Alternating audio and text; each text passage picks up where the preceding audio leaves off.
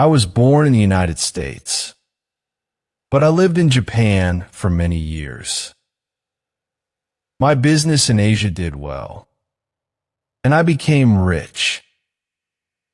After 20 years, I decided to visit my home in New York. On my way from Japan to New York, I stayed in Chicago for a week. I had a friend who lived in San Francisco, and I wanted to see him again. His name was Harry Watson, and he had been my friend for many years. We had written many letters to each other, but lately, I not received any news from him. Harry never had a job. His father gave him a little money, and so he had never worked. Harry was very superstitious. He thought that luck or magic could change things in his life. He spent most of his time reading strange books. Most of the books were about philosophy, which I call magic books. As soon as I arrived in San Francisco, I sent a message to Harry's house. The message said, "I am staying in San Francisco for 4 days. Can I visit you?" Harry surprised me. An hour later, he sent a servant to my hotel with a reply. Harry wrote, "Come to my house at once. My dear friend, come this evening. You will remember the house. I'm sure it was my father's home. I live in a tower at one end of the house. You don't have to ring the bell or knock on the door. I'll tell the servants to go to bed, and I'll leave the front door of the tower open. Come up the stairs immediately. I'll be waiting for you. Please come soon." I went in a taxi to Harry's house. That night, the weather was stormy. I had forgotten that Chicago is cold and wet in winter. Harry's house was an ugly 2-story building made of bricks, with a tower at one end. The house had a garden with many trees and beautiful plants. But now it was winter, and there were no leaves on the trees or flowers on the plants. The driver stopped his taxi near the tower. Even though the front door was close, I got soaked with rain. As soon as I stepped out of the taxi, I ran to the door of the tower and turned the handle. The door was unlocked, so I opened it. There was a small lamp on the stairway that gave off a little light, but not much. The hall was full of shadows, and I couldn't see clearly. I climbed the stairs slowly, using my fingers to guide me along the wall. At the top of the stairs, there was another door. I opened it and entered a room lit by another small lamp. Harry came forward, shook my hand, and held it. He was wearing a long silk coat and soft leather slippers. His clothes were strange. We looked at each other, and I was shocked. I had not seen Harry for many years. My friend had changed a lot. He used to be a handsome man, but now his hair was white, and his face was very pale. There were many lines around his eyes and mouth. Harry looked like a thin old man, even though he wasn't older than 50. His large, bright eyes shone strangely in the shadowy room. "Welcome," My friend, please sit down, Harry said. He offered me some wine and a cigar, and we talked a little, but our conversation wasn't very interesting. Meeting friends after many years can be difficult, and it can make you sad. Maybe Harry guessed what I was thinking. No, I'm not as I was, he said. I tried to make a joke and said, your Latin hasn't improved. My friend smiled. Latin is a dead language, and I'm a dead man, he said. Then his smile disappeared, and he added, I will die very soon. I didn't know what to say. I smoked my cigar and drank my wine. Both of us remained quiet for a few minutes. The wind had stopped blowing outside, and I wanted to leave the house. Suddenly, I heard a strange noise tap. Top, top. The sound was not quick or loud. It was not the sound of someone knocking loudly on the door. The soft tapping sounded like someone sending a signal or a message. I didn't know what to do. Should I stay or leave? I stood up and said, I see that you are very tired. I'll leave now. May I visit you tomorrow? Harry turned his head, looked at me, and said, please don't leave me. There's no problem. Nobody is there. He walked to a small window and opened it. I hadn't noticed the window before. Look, he said. I walked across the room and looked out of the window. I could see nothing except the light of a street lamp and the rain falling. Please don't leave me. I must tell you a story. You're the only person I can tell it to. Will you listen to my story? Harry asked. Very well. I'll stay and listen, I said. Harry poured me another drink and offered me another cigar. Then he began to tell his story. I didn't move into this house until my father died. That was 10 years ago when I was about 40 years old. When my father passed away, I got his business, his property, and his money. Before his death, I lived in a large apartment building on Nob Hill. Maybe you know that area of San Francisco. Nob Hill was a fashionable area 40 years ago, but now it's run down and neglected. The owner of the apartment building rented out many of its small rooms. The walls of the rooms were so thin that you could almost put your hand through them. I was lucky. The rent was cheap, and I had a large room in the building. No one visited me, and no one disturbed me. I could read my books quietly. I lived happily on Nob Hill. One morning, as I was leaving the apartment, I saw a young girl.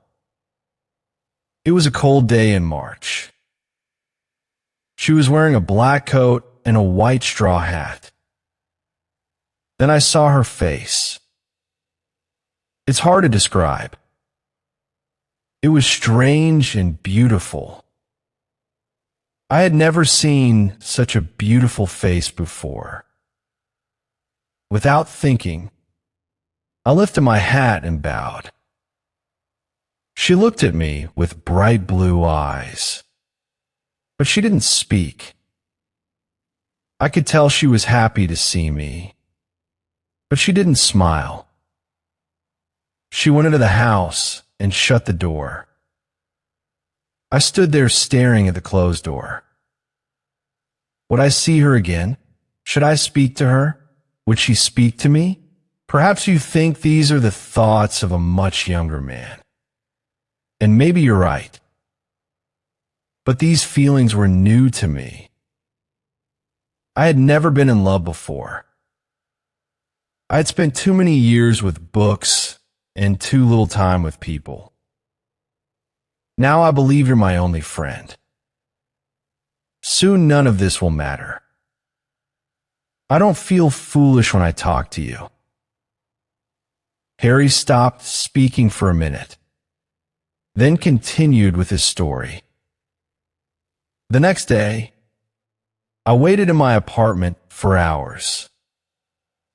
I looked out of the window, watching the street, but the girl didn't come out of the building. I didn't know her name, so I couldn't ask anyone about her. That night, I couldn't sleep. The next morning, I sat by the window again and waited. Then suddenly, she came out of the apartment building, and I went out too. But by the time I reached the street, she had disappeared. I couldn't see where she had gone, so I walked around the neighborhood. At last, I saw her in a narrow street. We smiled at each other. She recognized me. I'm sure of that. After that, I often went out when she did. She always wore that white straw hat. I didn't follow her. I just walked around the neighborhood, hoping to see her again. At last, I went to the landlady of the apartment. Who is the girl with the pretty face and the straw hat? I asked her. She's my niece. Sir, she's a servant in this house. She lives here because her parents are dead. She works for me. She cooks, cleans the building, and also buys our food. She lives at the top of the house. Her room is next to yours, but at the top of the other staircase. The landlady replied, "Oh, my friend, I wish I had never heard that piece of information." The girl's room was next to mine. She was just on the other side of the thin wall. At night, I would put my hand on the wall and think of her. Was her bed against the wall? Was she sleeping only a few inches from my hand? I couldn't read because of the girl. My mind wasn't clear. I only thought about her and could not focus on my books about philosophy. Harry continued. I had never wanted to marry. I had no interest in having a wife and children. I only wanted to study and learn. I could never marry a poor, uneducated servant girl. My father would never have given his permission. All my money came from him. If he had stopped supporting me.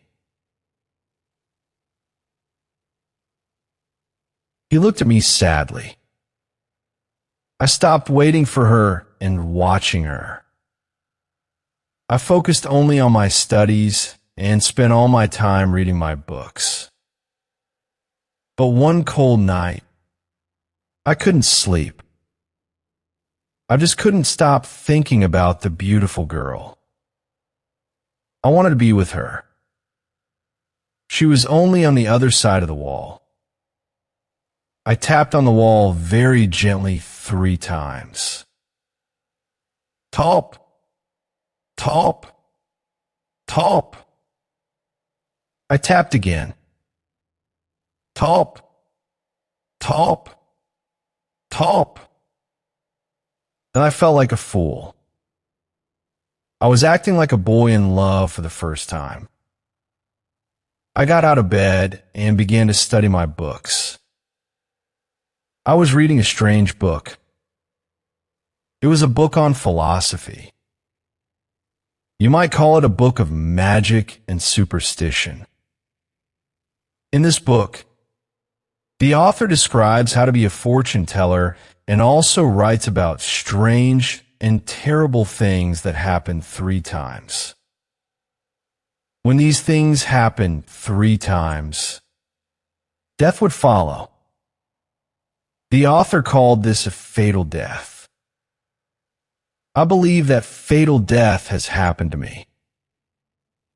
Why? What happened? I asked.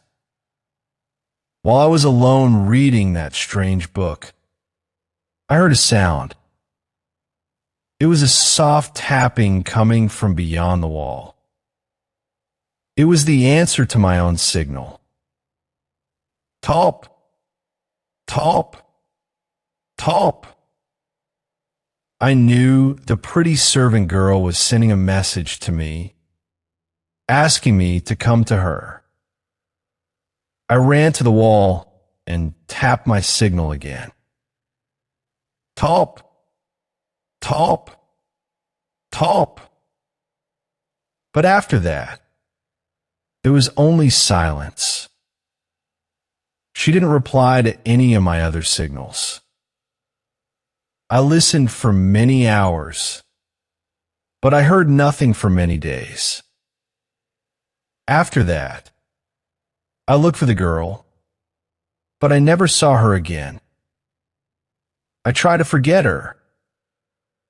Then one evening, I went to bed early because I was very tired. In the middle of the night, I suddenly woke up. I had heard a soft sound. I opened my eyes and sat up. I heard a gentle tapping on the wall beside the bed. A few moments later, I heard the sound again. Top, top, top. I was about to reply to the signal, but then I stopped. The girl had not replied to my last message, so I decided I wouldn't answer hers. Harry took a sip of wine and continued. I lay in bed listening, but I didn't reply. At last, I must have slept. When I woke up, it was late, and I felt tired. I needed some fresh air, so I went out of my apartment. The landlady was outside my door and said, "Oh, mister, Harry, have you heard the terrible news?" My heart began to beat quickly, and my voice trembled when I answered. "What news? My poor niece was sick for a week." "You didn't know? I've seen you watching her." "Didn't you know she was ill?" I was shocked. I didn't know what to say. Yes, I had looked at the girl, but I'd never spoken to her. My mind was always full of thoughts of my books and thoughts of her. "How much time has passed since I last saw her?" I asked. "A few days. A week?" I couldn't remember. "How is your niece now?" I asked the landlady. "I'm sorry, sir. Last night, she was very sick, and I took care of her. The poor girl had only one request. She wanted her bed to be moved beside the wall the wall next to your room. So he moved her bed. This made her feel happier. Poor thing. Then she touched the wall and smiled. A few hours later, she died. The expression on Harry's face was terrible. There were tears in his eyes as he continued. When I heard this news, I nearly died too. I didn't know what to say. What I'd done, I had sent my thoughts to the girl, and she had answered. I hadn't called out with words. I had used philosophy magic to send her a message. Harry stopped speaking for a few minutes, then continued. A few days later, I heard of my father's death. I left the apartment on Nob Hill and came to this house. It's been my home since then. I've been waiting here in this tower for 10 years, waiting for a visitor. I wasn't expecting you, but your visit wasn't a surprise. Philosophy tells us that signs are repeated 3 times. You've heard my story. You must decide if it fits the idea of a fatal death. I heard the tapping twice before. The first time, I tried to find the person who made the sound. The second time, many signals were sent to me, but I didn't answer. Now you've heard the tapping too. That makes the third time. The fatal death is complete. I stood up and shook Harry's hand.